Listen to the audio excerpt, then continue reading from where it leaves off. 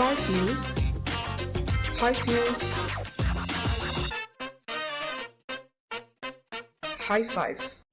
Hai sahabat Kompas.com, High Five kembali lagi dengan berita dan informasi terpopuler hari ini. Dan inilah 5 berita terpopuler edisi 18 November 2025.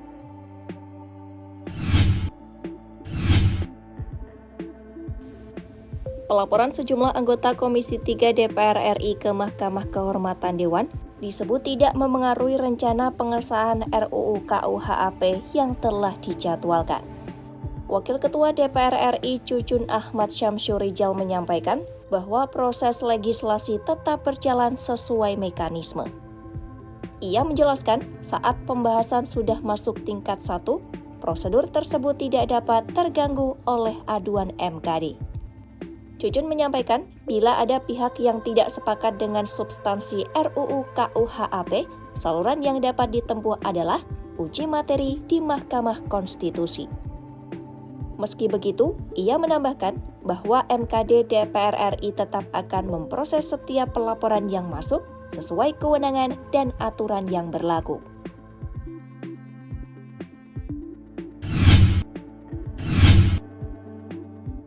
Sebanyak 45 jemaah umroh asal India tewas dalam kecelakaan bus di Madinah, Arab Saudi, Senin 17 November 2025.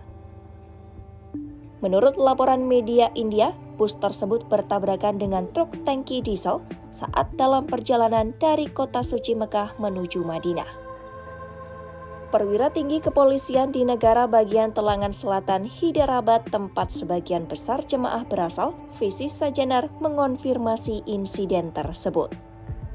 Sajanar mengungkap dari total 46 orang terdapat 1 jenazah yang selamat dan tengah dirawat di rumah sakit. Sajanar menyebut sebagian besar korban berasal dari 2 keluarga.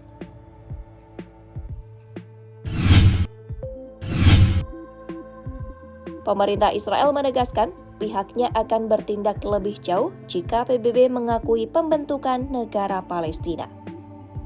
Pernyataan itu disampaikan oleh Menteri Keamanan Nasional Israel, Itamar Ben-Gvir, dalam konferensi pers di Yerusalem pada Senin, 17 November 2025. Menteri Keamanan Nasional itu mengancam nyawa para pejabat yang duduk di otoritas Palestina. Ben-Gvir turut memerintahkan PM Israel Benyamin Netanyahu untuk melakukan penangkapan Presiden Palestina Mahmud Abbas. Dia dianggap tidak memiliki kekebalan hukum apapun di negara yang diklaim palsu oleh Israel.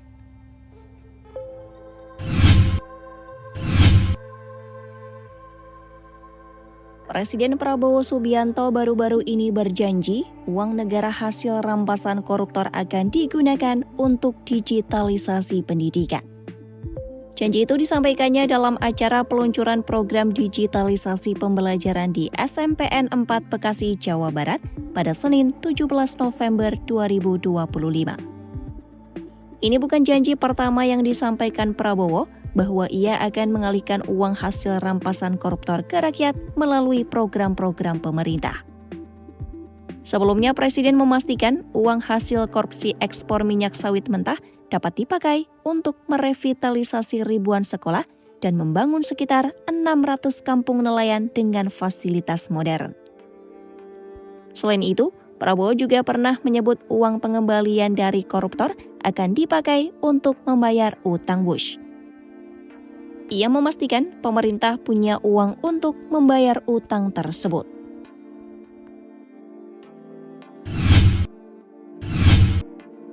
Angka kejahatan terhadap warga Cina di Jepang dilaporkan meningkat dan membuat Beijing mengeluarkan peringatan agar warganya menunda perjalanan ke Jepang. Hal tersebut diungkapkan oleh juru bicara Kementerian Luar Negeri Cina, Mao Ning, dalam konferensi pers di Beijing pada Senin, 17 November 2025. Peringatan ini muncul di tengah ketegangan yang dipicu oleh pernyataan Perdana Menteri Jepang Sanae Takaichi yang menyinggung kemungkinan keterlibatan militer Jepang jika Cina menyerang Taiwan. Dalam konferensi pers yang sama, Mao Ning menyatakan bahwa Cina akan terus mengajukan protes keras dan mendesak Takeichi untuk menarik pernyataannya. Itu tadi 5 berita paling populer hari ini. Kompas.com, jernih melihat dunia. 5 News, High Views, High Five.